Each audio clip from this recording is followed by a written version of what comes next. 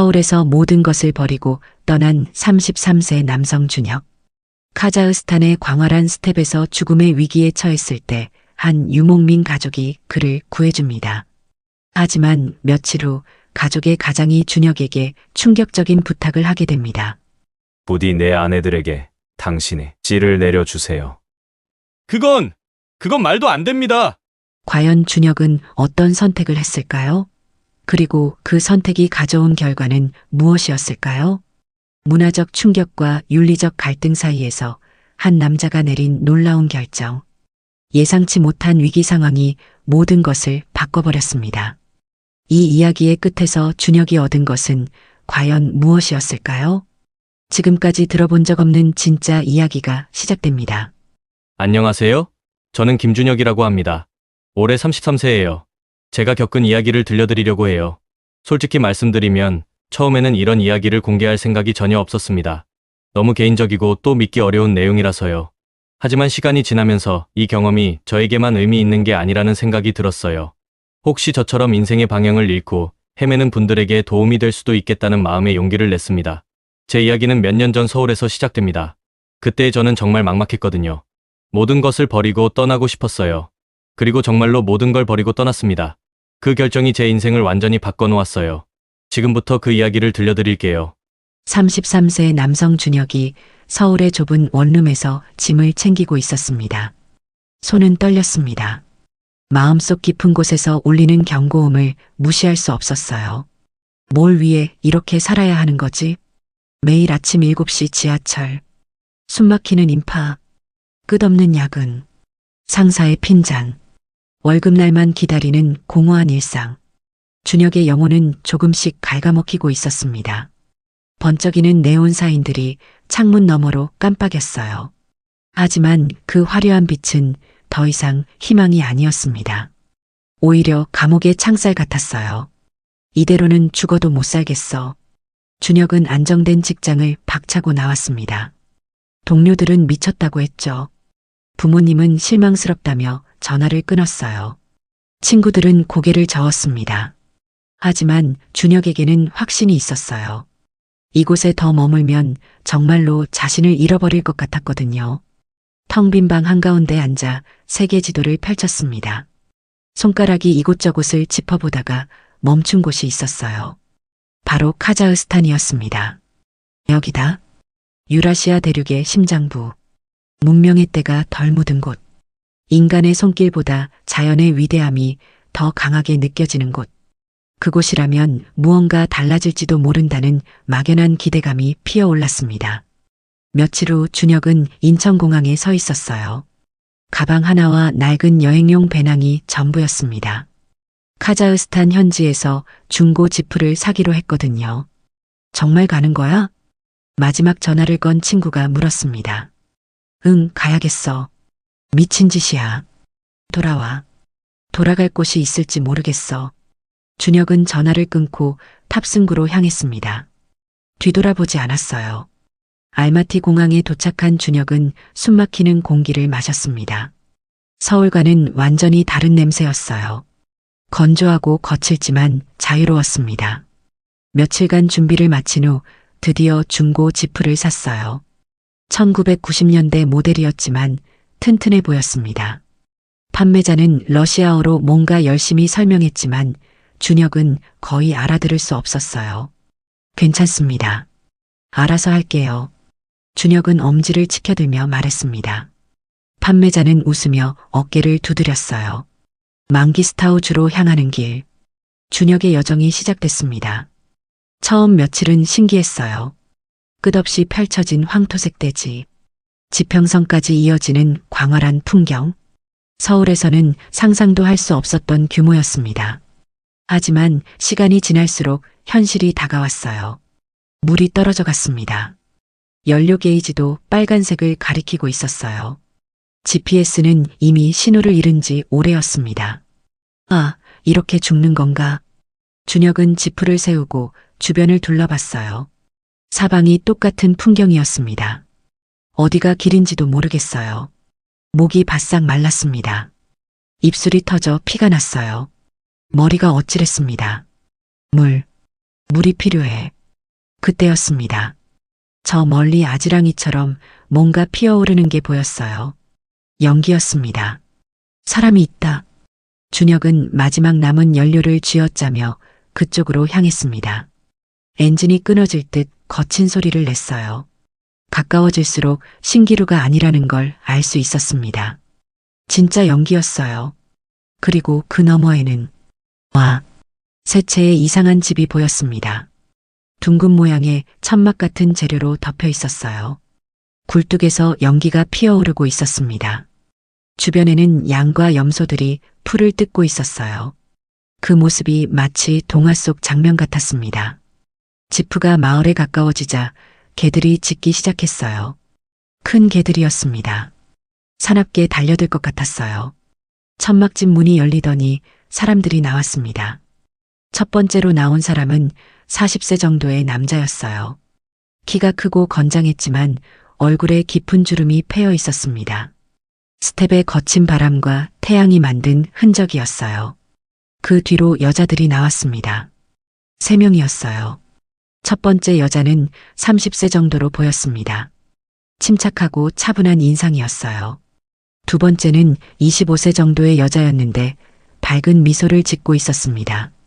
마지막은 20세 정도의 어린 여자였는데 수줍어하며 다른 사람들 뒤에 숨어 있었어요.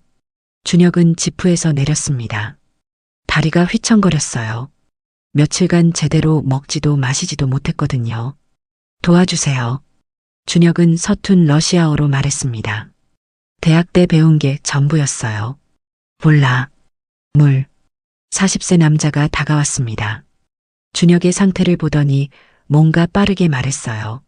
러시아어였지만 알아들을 수 없었습니다. 하지만 표정으로 알 수 있었어요. 걱정하고 있었습니다. 다나, 라이안, 자밀라. 남자가 세 여자를 불렀습니다. 여자들이 빠르게 움직였어요. 준혁은 그제야 깨달았습니다. 이들은 가족이었어요. 남자와 3명의 아내. 이런 가족 형태가 있다는 걸 알고는 있었지만 직접 보는 건 처음이었습니다. 나는 아슬란입니다. 40세 남자가 가슴에 손을 대며 말했습니다. 그러고는 준혁을 큰 천막집 안으로 안내했어요. 준혁입니다. 한국에서 왔어요. 준혁도 자신을 소개했습니다. 아슬란이 고개를 끄덕였어요. 천막집 안은 생각보다 넓었습니다. 중앙에 화로가 있고 주변에 화려한 카펫들이 깔려 있었어요. 벽에는 전통 무기와 장식품들이 걸려 있었습니다. 첫 번째 아내 다나가 뜨거운 차를 가져왔어요. 소금이 들어간 독특한 맛이었지만 목마른 준혁에게는 감로수 같았습니다. 고맙습니다. 정말 고맙습니다. 준혁은 눈물이 날 것 같았어요. 죽을 뻔했거든요. 두 번째 아내 라이안이 빵과 치즈를 가져왔습니다. 세 번째 아내 자밀라는 말없이 준혁의 더러워진 옷을 바라보며 걱정스러운 표정을 지었어요. 잘 먹겠습니다. 준혁은 허겁지겁 음식을 먹었습니다. 며칠 만에 제대로 된 음식이었어요. 아슬란이 웃으며 말했습니다. 천천히 드세요. 많이 있어요. 그의 목소리는 따뜻했습니다. 완전한 낯선 사람인 준혁을 가족처럼 대해주고 있었어요. 여기가 어디죠? 준혁이 물었습니다. 망기스타우입니다. 우리 조상들이 살던 땅이에요. 아슬란이 자랑스럽게 말했어요. 저는 길을 잃었어요. 연료도 떨어졌고요. 걱정하지 마세요. 내일 마을로 가서 연료를 구해다 주겠어요. 아슬란의 말에 준혁은 안도했습니다. 저녁이 되자 더 풍성한 음식이 나왔어요. 양고기를 손으로 뜯어먹는 전통 요리였습니다. 베시바르막이라고 했어요. 이거 정말 맛있네요. 준혁이 말하자 라이안이 환하게 웃었습니다. 제가 만들었어요. 더 드세요. 라이안은 친근했습니다. 준혁에게 계속 음식을 권했어요. 다나는 조용했지만 세심하게 준혁을 챙겼습니다. 물잔이 비면 바로 채워줬어요. 자밀라는 수줍어했지만 가끔 준혁을 힐끗 보며 미소를 지었습니다. 이분들이 아슬란 씨의 아내분들이신가요? 준혁이 조심스럽게 물었어요. 네, 맞습니다. 우리 전통이에요. 아슬란이 담담하게 답했습니다. 신기하네요. 한국에서는 볼 수 없는 가족 형태예요. 각 나라마다 다른 전통이 있죠. 아슬란이 웃으며 말했어요. 전혀 어색해하지 않았습니다. 밤이 깊어갔습니다. 화로에서 타닥거리는 소리가 들렸어요. 바깥에서는 양들이 우는 소리와 바람 소리가 들렸습니다. 오늘 밤은 여기서 주무세요. 내일 아침에 마을로 함께 가요. 아슬란이 말했습니다. 정말 고맙습니다. 은혜를 어떻게 갚을지 갚을 필요 없어요. 우리 조상들의 가르침이에요. 어려운 사람을 도우는 것은 당연한 일이죠. 준혁은 가슴이 뭉클했습니다. 서울에서는 이런 따뜻함을 느껴본 적이 없었거든요. 다나가 담요를 가져다 줬어요. 부드럽고 따뜻했습니다. 푹 주무세요. 다나의 목소리는 어머니 같았어요. 준혁은 담요를 덮고 누웠습니다. 천장을 올려다보니 별이 보였어요. 서울에서는 절대 볼 수 없는 맑은 별들이었습니다. 정말 다른 세상이네. 준혁은 중얼거렸습니다. 몇 시간 전만 해도 죽을 뻔했는데 지금은 이렇게 따뜻한 곳에 누워 있다니. 바깥에서는 밤바람이 불었어요. 하지만 천막집 안은 따뜻했습니다. 가족들의 온기 때문이었을까요? 준혁은 오랜만에 편안한 잠에 빠졌습니다. 새벽녘 준혁이 눈을 떴을 때 아슬란은 이미 일어나 있었어요. 양들을 돌보고 있었습니다. 일찍 일어나시네요. 준혁이 말했습니다. 이게 우리 생활이에요. 해가 뜨면 일하고 해가 지면 쉬죠. 아슬란이 웃으며 답했어요. 다나가 아침 식사를 준비하고 있었습니다. 라이아는 양젖을 짜고 있었어요. 자밀라는 불을 지피고 있었습니다. 모두가 각자의 역할을 하고 있었어요. 마치 오래된 춤을 추는 것 같았습니다. 도와드릴게요. 준혁이 말했지만 아슬란이 손을 저었어요. 손님은 쉬세요. 우리가 다 할게요.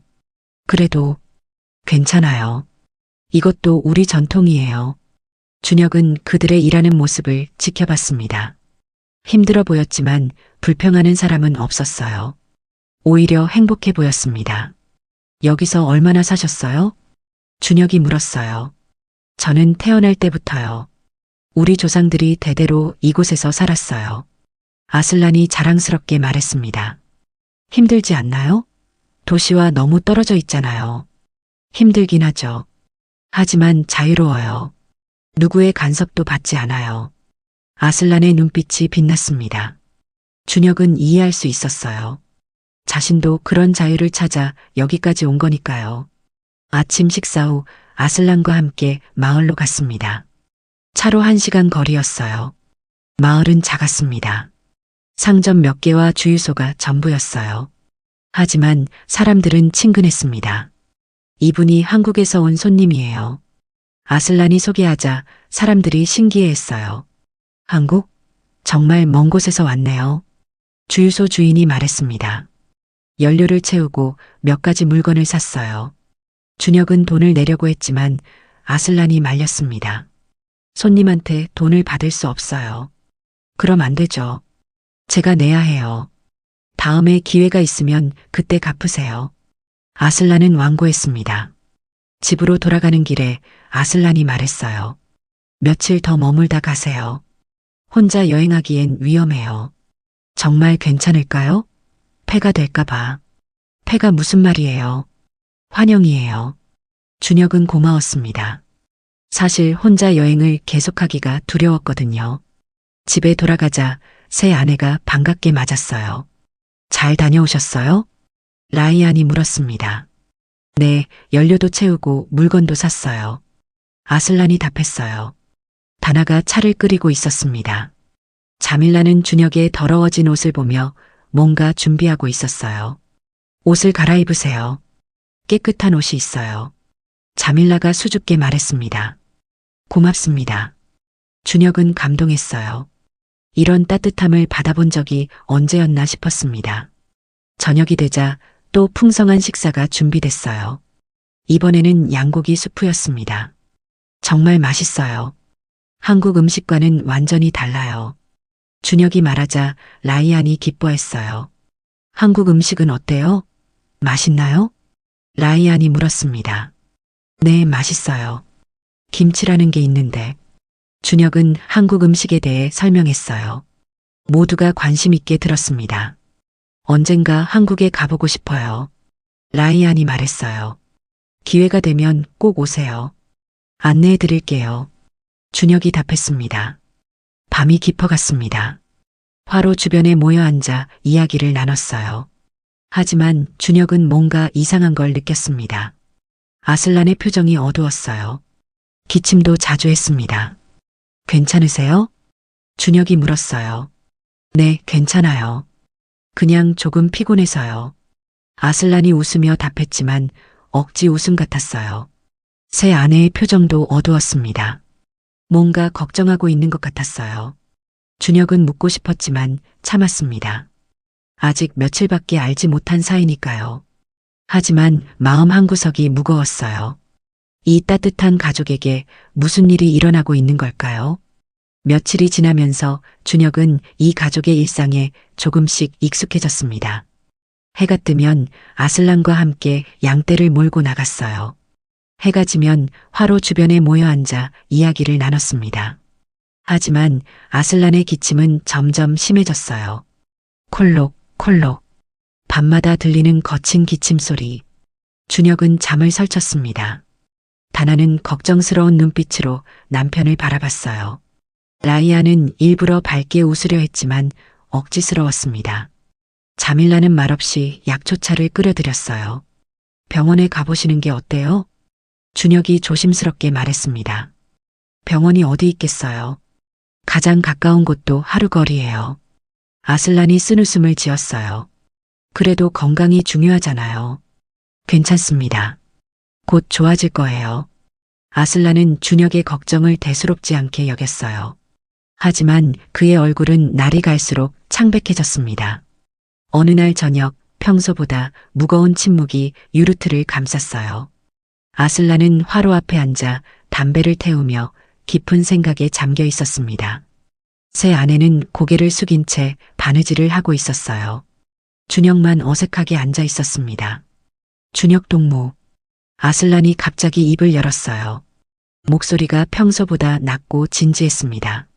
네, 말씀하세요. 준혁이 고개를 들었습니다.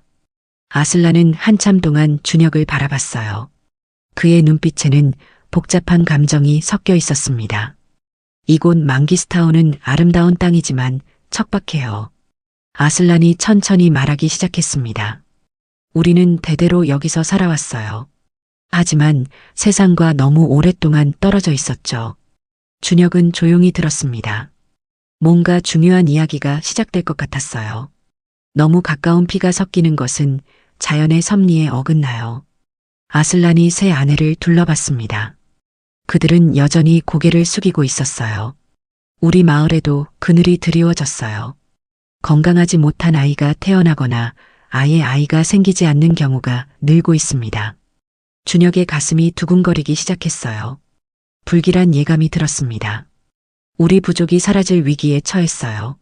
아슬란의 목소리에 절망이 배어 있었어요. 그래서 우리 조상들은 오래전부터 외부의 건강한 피를 받아들이는 방식을 택했습니다. 준혁은 숨이 막혔어요. 이 이야기가 어디로 향하고 있는지 짐작이 됐거든요. 준혁 동무처럼 건강하고 강인해 보이는 하늘이 보내준 손님이 찾아올 때 아슬란이 말을 멈췄습니다. 심호흡을 크게 한 후 다시 입을 열었어요. 우리는 그에게 간절히 부탁을 해요. 유르트 안의 공기가 얼어붙었습니다. 아슬란이 준혁의 눈을 똑바로 바라봤어요. 부디 내 아내들에게 당신의 씨를 내려주세요. 준혁의 머릿속이 하얗게 변했습니다. 우리 부족의 미래를 위해 건강한 아이를 낳을 수 있도록 도와주세요. 아슬란의 목소리는 간절했습니다. 마지막 희망에 매달리는 사람의 목소리였어요. 준혁은 말을 할 수 없었습니다. 충격이 너무 컸어요. 다나, 라이안, 자밀라는 여전히 고개를 숙이고 있었습니다. 그들의 어깨가 미세하게 떨리고 있었어요. 뭐라고요? 준혁이 간신히 목소리를 냈습니다. 당신이 내 아내들과 함께 해달라는 겁니다. 아슬란이 더욱 직접적으로 말했어요. 아니에요. 그건 말도 안 돼요. 준혁이 벌떡 일어났습니다. 다리가 후들거렸어요. 저는 그럴 수 없어요. 절대로요. 왜 안 되나요? 아슬란이 차분하게 물었습니다. 왜냐하면 준혁은 말이 막혔어요. 어디서부터 설명해야 할지 모르겠었습니다. 제 고향에서는 상상도 할 수 없는 일이에요. 아내를 다른 남자에게. 준혁의 목소리가 떨렸습니다. 이해해요. 당신에게는 이상한 일이겠죠. 아슬란이 고개를 끄덕였어요. 하지만 이것은 단순한 욕망이 아니에요. 우리 공동체의 생존이 걸린 문제예요. 아슬란이 일어나 준혁에게 다가왔습니다.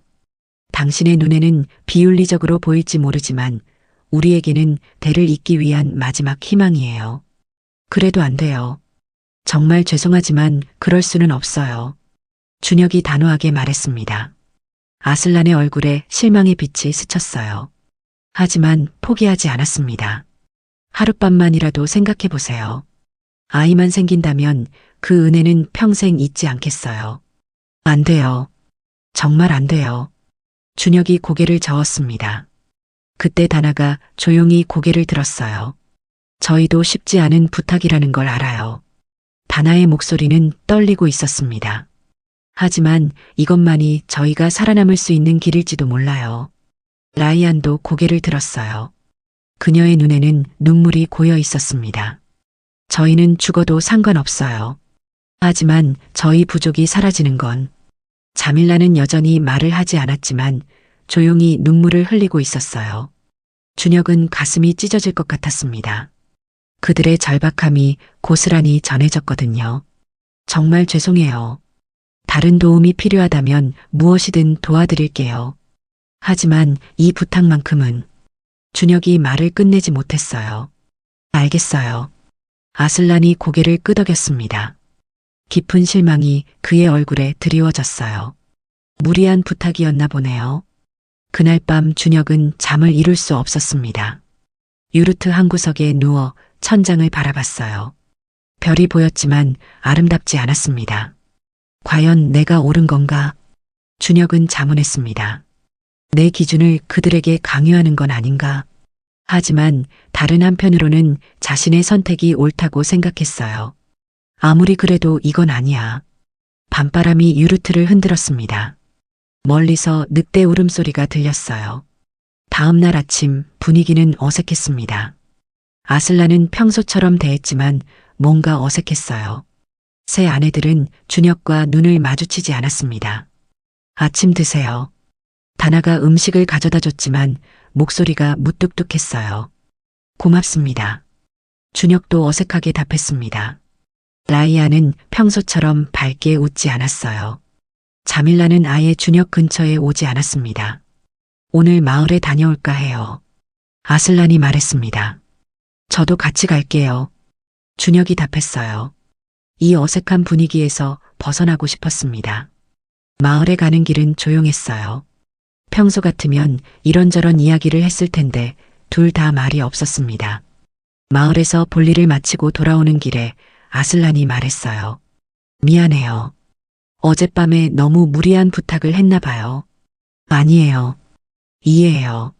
준혁이 답했습니다. 정말 다른 방법은 없는 건가요? 있다면 진작했겠죠. 아슬란이 쓴웃음을 지었어요.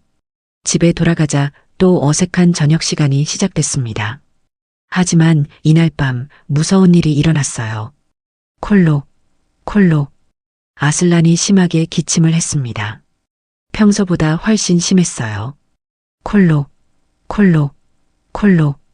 기침이 멈추지 않았습니다. 여보. 다나가 달려갔어요. 괜찮아. 아슬란이 말하려 했지만 또 기침이 나왔습니다. 그런데 이번에는 다른 게 나왔어요. 피었습니다. 라이안이 비명을 질렀어요. 아슬란의 입에서 붉은 피가 흘러나왔습니다. 손수건이 금세 빨갛게 물들었어요. 병원에 가야 해요.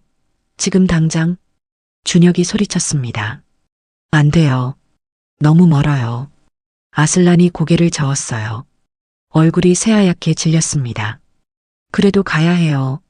내일 가볼게요. 아슬란이 힘없이 말했습니다. 다나가 젖은 수건으로 아슬란의 얼굴을 닦아줬어요. 라이아는 울고 있었습니다. 자밀라는 떨리는 손으로 물을 끓이고 있었어요. 정말 괜찮으세요? 준혁이 걱정스럽게 물었습니다. 네, 괜찮아요. 하지만 아슬란의 목소리는 힘이 없었어요. 그날 밤 모두가 잠을 설쳤습니다. 준혁은 아슬란의 거친 숨소리를 들으며 생각했어요. 이 사람이 정말 죽을 수도 있겠구나. 무서웠습니다. 죽음이 이렇게 가까이 있다는 게. 며칠이 더 지나면서 아슬란의 상태는 더욱 나빠졌어요. 기침은 더 자주 나왔고 피도 더 많이 나왔습니다. 얼굴은 점점 야위어 갔어요. 병원에 가셔야 해요. 제가 모셔다 드릴게요. 준혁이 간청했습니다. 고마워요. 하지만 이미 늦었어요. 아슬란이 쓸쓸하게 웃었어요. 무슨 말씀이에요? 저는 폐병 말기예요. 이미 몇 년 전부터 알고 있었어요. 충격적인 고백이었습니다. 그럼 왜 치료를 안 받으셨어요? 돈이 없었어요. 그리고 이곳을 떠날 수도 없었고요. 아슬란이 새 아내를 바라봤습니다. 제가 죽으면 이 여자들은 어떻게 되겠어요? 그런 생각하지 마세요. 현실이에요. 남자 없이 이 척박한 땅에서 살아남기는 어려워요. 아슬란의 목소리에 절망이 섞여 있었어요. 그래서 당신께 부탁했던 거예요. 준혁은 이제야 아슬란의 진짜 속마음을 알 수 있었습니다. 내가 죽기 전에 아이라도 하나 볼 수 있다면. 아슬란의 눈에서 눈물이 흘렀어요. 그러면 편히 눈을 감을 수 있을 것 같아요. 준혁의 가슴이 미어졌습니다. 하지만 여전히 결정을 내릴 수 없었어요. 어느 날 밤 아슬란이 준혁을 불렀습니다. 준혁 동무, 제 곁으로 와주세요. 아슬란의 목소리는 거의 속삭임에 가까웠어요. 준혁이 다가가자 아슬란이 그의 손을 잡았습니다. 손이 불덩이처럼 뜨거웠어요. 제게 남은 시간이 얼마 없다는 걸 이제 아시겠죠? 그런 말씀하지 마세요. 현실을 받아들여야 해요. 아슬란이 힘겹게 말했습니다. 제가 죽으면 이 가여운 여자들은 어떻게 되겠어요? 아이도 없이 젊은 과부가 되어 이 혹독한 땅에서 살아남기란 불가능에 가까워요. 준혁은 아무 말도 할 수 없었어요. 당신이라면, 당신의 건강한 기운이라면 저들에게 삶을, 미래를 줄 수 있어요. 아슬란의 목소리가 더욱 간절해졌습니다.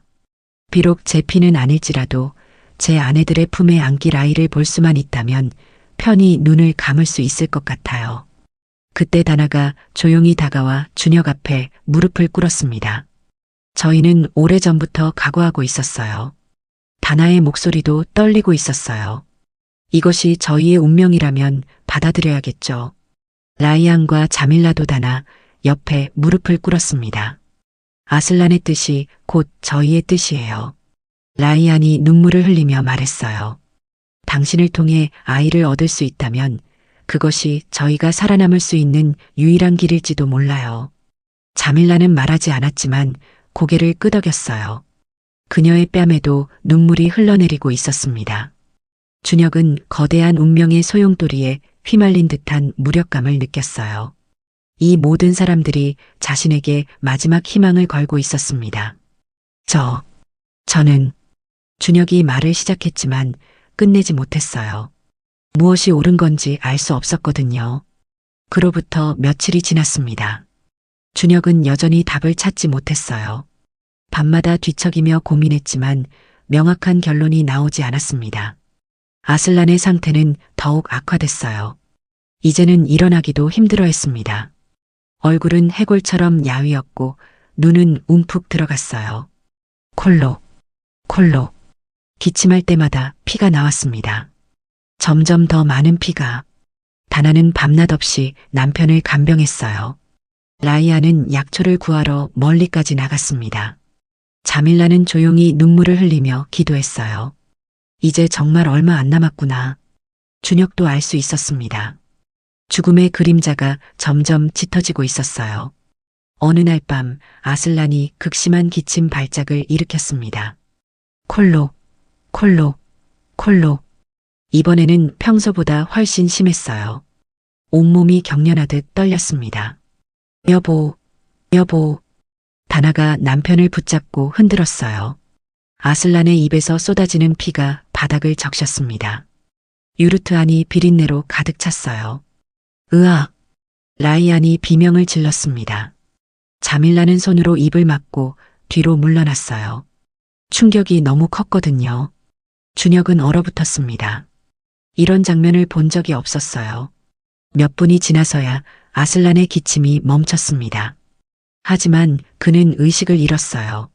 아슬란, 정신 차려. 다나가 울부짖었습니다. 간신히 의식을 되찾은 아슬란은 준혁을 불렀어요. 준혁, 동무. 목소리가 거의 들리지 않았습니다. 준혁이 다가가자 아슬란이 그의 손을 잡았어요. 손에 힘이 하나도 없었습니다. 제게 남은 시간이 정말 얼마 없어요. 그런 말하지 마세요. 현실을 받아들여야 해요. 아슬란이 힘겹게 말했습니다. 제 마지막 부탁을 들어주세요. 무슨 말씀이세요? 제 아내들을 부탁해요. 아슬란의 눈에서 눈물이 흘렀어요. 저 없이는 살아남기 힘들어요. 준혁의 가슴이 찢어질 것 같았습니다. 당신만이 저들에게 희망을 줄 수 있어요. 이틀 후 아슬란은 세상을 떠났습니다. 새벽녘이었어요. 조용히 아무 소리도 내지 않고 다나가 남편의 손을 잡고 흐느꼈습니다. 라이아는 소리내어 울었어요. 자밀라는 말없이 눈물만 흘렸습니다. 준혁도 울었어요. 며칠밖에 알지 못했지만 아슬란은 좋은 사람이었거든요. 이제 정말 끝이구나. 카자흐 전통에 따라 장례식이 치러졌습니다. 마을 사람들이 와서 도움을 줬어요. 하지만 그들의 표정도 어두웠습니다. 이제 이 집은 어떻게 되려나? 남자 없이 어떻게 살아갈까? 사람들의 수군거림이 들렸습니다. 장례식이 끝나고 모든 사람들이 떠났어요. 유르트에는 준혁과 세 여인만 남았습니다. 침묵이 흘렀어요. 무거운 침묵. 준혁은 결심했습니다. 저는 이제 떠나야 할 것 같아요. 다나가 고개를 들었어요. 눈이 빨갛게 부어 있었습니다. 그러시겠어요? 네. 더 이상 여기 있을 이유가 없으니까요. 라이안이 입술을 깨물었어요. 뭔가 말하고 싶어 했지만 참았습니다. 자밀라는 고개를 숙인 채 아무 말도 하지 않았어요. 혹시 필요한 게 있으면 말씀하세요. 준혁이 말했습니다. 괜찮아요. 저희가 알아서 할게요. 다나가 담담하게 답했어요. 하지만 그녀의 목소리에는 체념이 배어 있었습니다. 준혁은 자신이 가진 식량과 의약품을 모두 꺼냈어요. 돈도 있는 만큼 다 줬습니다. 이걸 받으세요. 그러실 필요 없어요. 제발 받으세요. 제가 할 수 있는 건 이게 전부예요. 다나가 조용히 받았습니다. 고마워요. 정말 미안해요. 도움이 되지 못해서. 준혁의 목소리가 떨렸어요. 다음 날 아침 준혁은 떠날 준비를 했습니다. 지프에 짐을 싣고 있는데 라이안이 다가왔어요. 정말 가시는 거예요? 네. 다시는 안 오실 거예요? 라이안의 목소리에 서운함이 섞여 있었습니다. 아마 그럴 거예요. 그렇군요. 라이안이 고개를 끄덕였어요. 더 이상 묻지 않았습니다. 자밀라도 멀리서 바라보고 있었어요. 하지만 다가오지는 않았습니다. 다나가 마지막으로 인사했어요. 안전히 가세요. 네. 부디 건강하세요. 준혁은 지프에 올랐습니다. 시동을 걸고 천천히 출발했어요. 백미러로 뒤를 돌아봤습니다. 세 여인이 서서 손을 흔들고 있었어요. 점점 작아지는 그들의 모습을 보며 준혁은 가슴이 아팠습니다. 이게 맞는 선택일까? 의문이 들었지만 이미 늦었어요. 악타우로 향하는 길은 유난히 길게 느껴졌습니다. 몇 시간을 달려 작은 마을에 도착했어요. 주유소에서 기름을 넣고 식당에서 밥을 먹었습니다. 하지만 음식이 목으로 넘어가지 않았어요. 계속 그들 생각이 났거든요. 잘했어. 잘한 거야.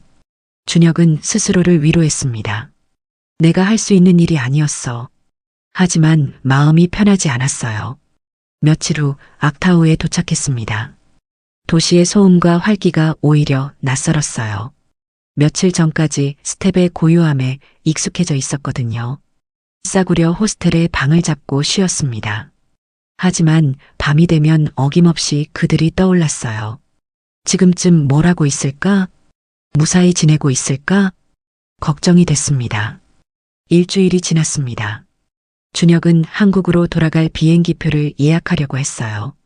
이제 정말 끝이야. 그런데 그때였습니다. 시장에서 장을 보던 중 우연히 들은 대화가 있었어요. 우스트루트 고원 쪽이 완전히 난리가 났다더군. 두 상인이 이야기하고 있었습니다. 준혁의 귀가 번쩍했어요. 우스트루트 고원은 아슬란 가족이 사는 곳이었거든요. 갑자기 닥친 눈보라 때문에 길이 막혔다는구만. 마을들이 고립됐다던데? 그것도 문제지만 더 심각한 건 늑대들이야. 늑대? 굶주린 늑대떼가 몰려다닌다는 소문이 있어. 준혁의 얼굴이 새하얗게 변했습니다. 특히 외딴 곳은 상황이 정말 심각하다더군. 사람이 다쳤다는 소식도 있고 준혁은 더 이상 들을 수 없었어요. 장바구니를 내던지고 뛰어갔습니다. 다나, 라이안, 자밀라. 그들의 얼굴이 떠올랐어요. 아슬란 없이 여자들만 남은 그곳에 눈보라와 늑대떼라니. 안 돼. 절대 안 돼. 준혁은 호스텔로 달려갔습니다. 황급히 짐을 쌌어요. 비상식량, 방한복, 구급약품, 그리고 혹시 모를 상황에 대비해 사냥용 칼도 챙겼습니다. 제발 무사하길. 준혁은 간절히 기도했어요. 지프에 올라 다시 스텝으로 향했습니다. 이번에는 구원자가 되기 위해서. 가는 길이 험했어요. 이미 눈이 내리기 시작했거든요. 시간이 갈수록 눈은 더 많이 내렸습니다. 바람도 거세졌어요. 빨리 가야 해. 준혁은 속도를 높였습니다. 하지만 눈보라가 심해지면서 앞이 보이지 않기 시작했어요. 이런 날씨에 어떻게 가지? 고민이 됐지만 포기할 수 없었습니다. 천천히 조심스럽게 운전했어요. 몇 번이나 길을 잃을 뻔했습니다. 밤이 되자 상황은 더욱 악화됐어요. 눈보라가 지프를 흔들었습니다. 히터를 틀었지만 추웠어요. 죽겠다. 하지만 계속 갔습니다. 그들을 구해야 했거든요. 이틀 밤낮을 쉬지 않고 달린 끝에 드디어 익숙한 지역에 도착했어요. 하지만 주변 풍경이 완전히 달라져 있었습니다. 온 세상이 하얗게 변해 있었어요. 어디가 길인지도 모를 정도였습니다. 어디지? 어디가 그 집이지? 준혁은 당황했습니다. 한참을 헤맨 끝에 멀리서 뭔가 보였어요. 유르트였습니다. 하지만 이상했어요. 하나는 완전히 무너져 있었습니다. 다른 하나도 기울어져 있었어요. 이런. 준혁은 차에서 뛰어내렸습니다. 마지막 남은 유르트 주변에서 세 여인이 필사적으로 눈을 치우고 있었어요. 그들의 모습이 처참했습니다. 옷은 얼어붙어 있었고 얼굴과 손은 동상으로 새파래져 있었어요. 다나, 라이안, 자밀라. 준혁이 소리쳤습니다. 세 여인이 고개를 들었어요. 믿을 수 없다는 표정이었습니다. 준혁? 다나가 떨리는 목소리로 말했어요. 정말 준혁이에요? 라이안이 비틀거리며 다가왔습니다. 자밀라는 그 자리에 주저앉았어요. 안도와 기쁨이 섞인 눈물을 흘렸습니다. 제가 왔어요. 이제 괜찮아요. 준혁이 그들을 하나씩 끌어안았습니다. 어떻게 오셨어요? 소식을 들었어요. 달려왔어요. 정말 다행이에요. 정말. 다나가 울기 시작했어요. 하지만 감동에 젖을 시간은 없었습니다. 멀리서 늑대 울음소리가 들렸어요. 얼른 들어가요. 네 사람은 마지막 남은 유르트로 뛰어들었습니다. 생존을 위한 진짜 싸움이 이제 시작됐어요. 유르트 안은 차가웠습니다. 화로에 불이 꺼져 있었어요. 준혁은 즉시 행동에 나섰습니다. 먼저 불부터 피워야 해요. 차에서 가져온 비상용품으로 재빨리 불을 지폈어요. 따뜻한 불빛이 유르트를 밝혔습니다. 이제 조금 나아지겠어요. 세 여인은 불 앞에 모여 앉았어요. 얼어붙은 손을 비비며 몸을 녹였습니다. 준혁은 뜨거운 물을 끓여 차를 만들었어요. 비상식량으로 따뜻한 수프도 끓였습니다. 드세요. 몸을 따뜻하게 해야 해요. 고마워요. 다나가 떨리는 손으로 찻잔을 받았어요. 뜨거운 차가 목으로 넘어가자 얼굴에 생기가 돌았습니다. 밖에서는 계속 늑대 울음소리가 들렸어요. 아우, 소름 끼치는 소리였습니다. 무서워요. 자밀라가 떨리는 목소리로 말했어요. 괜찮아요. 제가 있으니까 걱정하지 마세요. 준혁이 안심시켰습니다. 밤새 네 사람은 교대로 불침번을 섰어요. 늑대들이 언제 공격할지 몰랐거든요. 준혁은 사냥용 칼을 손에 쥐고 있었습니다.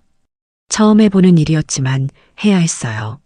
제가 먼저 지킬게요. 모두 잠시 쉬세요. 혼자서는 위험해요. 라이안이 걱정했습니다. 괜찮아요. 이 칼도 있고 불도 있으니까요. 준혁은 용기를 내려고 했어요.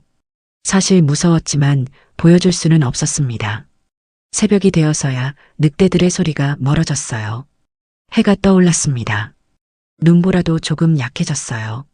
이제 안전한가 봐요. 준혁이 안도의 한숨을 쉬었습니다. 정말 고마워요. 당신이 없었다면. 다나가 눈물을 글썽였어요. 당신은 우리의 생명의 은인이에요. 라이안도 고개를 숙였습니다. 자밀라는 말하지 않았지만 고마운 마음이 얼굴에 다 드러나 있었어요. 며칠이 지나면서 날씨가 좋아졌습니다. 하지만 무너진 유르트들은 그대로였어요. 겨울을 나기에는 부족했습니다. 다른 유르트를 고쳐야 해요. 준혁이 말했습니다. 어떻게요? 너무 많이 부서졌는데. 할 수 있어요. 함께하면 되죠. 준혁은 포기하지 않았어요. 네 사람은 힘을 합쳐 유르트를 수리하기 시작했습니다. 부서진 나무를 주워와 기둥을 세웠어요. 찢어진 천막을 기워 벽을 만들었습니다. 며칠간의 작업 끝에 두 번째 유르트가 완성됐어요. 해냈어요. 라이안이 기뻐했습니다. 이제 좀 살만하겠네요. 다나도 만족스러워했어요. 하지만 준혁은 여전히 갈등하고 있었습니다. 이제 어떻게 해야 할까? 계속 여기 있을 수도 없고 떠날 수도 없었어요. 어느 날 저녁 세 여인이 준혁에게 다가왔습니다. 준혁 씨, 이야기할 게 있어요. 다나가 진지하게 말했어요. 무슨 이야기요? 당신이 우리를 구해줬잖아요. 당연한 일이었어요. 아니에요. 당연하지 않아요. 라이안이 고개를 저었습니다. 당신은 이미 한 번 떠나셨는데 다시 돌아와 주셨어요. 자밀라도 조용히 고개를 끄덕였어요. 우리는 당신에게 빚을 졌어요. 무슨 빚이요? 그런 말씀하지 마세요. 있어요. 생명의 빚이요. 다나의 목소리가 단호했습니다. 그리고 우리는 결심했어요. 뭐요? 당신과 함께 살고 싶어요. 준혁은 깜짝 놀랐습니다. 무슨 말씀이세요? 아슬란의 마지막 부탁을 받아들여 주세요. 라이안이 간절하게 말했어요. 우리에게는 당신밖에 없어요. 자밀라도 처음으로 입을 열었습니다. 준혁의 머리가 복잡해졌어요. 하지만 저는 당신도 혼자잖아요. 다나가 말했습니다. 우리와 함께하면 외롭지 않을 거예요. 생각해보세요. 우리는 당신을 기다리고 있을게요. 라이안이 덧붙였어요. 그날 밤 준혁은 잠을 이루지 못했습니다. 정말 이게 맞는 걸까? 계속 고민했어요. 내가 여기서 살 수 있을까? 이들과 가족이 될 수 있을까? 별이 빛나는 하늘을 보며 생각했습니다. 며칠이 지난 후 준혁은 결심을 굳혔어요. 알겠습니다. 새 여인 앞에서 말했습니다. 함께 하겠어요. 정말이에요? 라이안이 기뻐 뛰었어요. 네. 이곳에서 당신들과 살겠어요. 다나와 자밀라도 환하게 웃었습니다. 고마워요. 정말 고마워요. 저야말로 고마워요. 받아주셔서. 준혁도 마음이 따뜻해졌어요. 그날부터 준혁은 진짜 이 가족의 일원이 됐습니다. 다나, 라이안, 자밀라의 남편이 된 거예요. 처음에는 어색했습니다. 하지만 시간이 지나면서 자연스러워졌어요. 준혁은 유목민의 생활을 배웠습니다. 양과 염소를 돌보는 법, 유르트를 관리하는 법, 스텝에서 살아가는 지혜들을 익혔어요. 새 아내는 준혁을 잘 도왔습니다. 다나는 살림을 맡았고 라이아는 요리를 했어요. 자밀라는 바느질과 수공예를 담당했습니다. 몇 달이 지나자 놀라운 일이 일어났어요. 다나가 임신했습니다. 정말이에요? 준혁이 믿을 수 없어 했어요. 네, 확실해요. 다나가 수줍게 웃었습니다. 와, 정말 대단해요. 라이안이 다나를 끌어안았어요. 자밀라도 기뻐서 손뼉을 쳤습니다. 그 후 라이안과 자밀라도 차례로 임신했어요. 이게 꿈인가 현실인가? 준혁은 믿기지 않았습니다. 몇 개월 후 첫 번째 아이가 태어났어요. 다나의 아들이었습니다. 건강한 아들이에요. 마을에서 온 산파가 기뻐했어요. 준혁은 아이를 안고 울었습니다. 처음 느끼는 아버지의 기쁨이었어요. 고마워요. 정말 고마워요. 다나에게 말했습니다. 저야말로 고마워요. 이후 라이안과 자밀라도 딸들을 낳았어요. 집안이 아이들 소리로 가득 찼습니다. 울음소리도 있었지만 웃음소리가 더 많았어요. 준혁은 서툴지만 아이들을 정성껏 돌봤습니다. 기저귀를 갈고 우유를 먹이고 재우는 일이 힘들었지만 행복했어요. 아빠, 아빠. 아이들이 자라면서 준혁을 부르기 시작했습니다. 그 소리가 세상에서 가장 아름다웠어요. 대가족이 되면서 경제적 부담도 커졌습니다. 준혁은 새로운 수입원을 찾기 시작했어요. 새 아내의 뛰어난 손재주에 주목했습니다. 특히 전통 펠트 카펫 만드는 기술이 훌륭했어요. 이걸 인터넷으로 팔아보면 어떨까요? 준혁이 제안했습니다. 정말 팔릴까요? 라이안이 의심스러워했어요. 해보죠. 아름다운 작품들이에요. 준혁은 아내들의 작품을 사진으로 찍어 인터넷에 올렸습니다.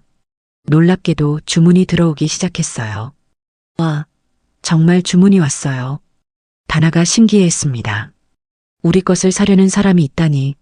자밀라도 놀라워했어요. 사업이 점차 커졌습니다.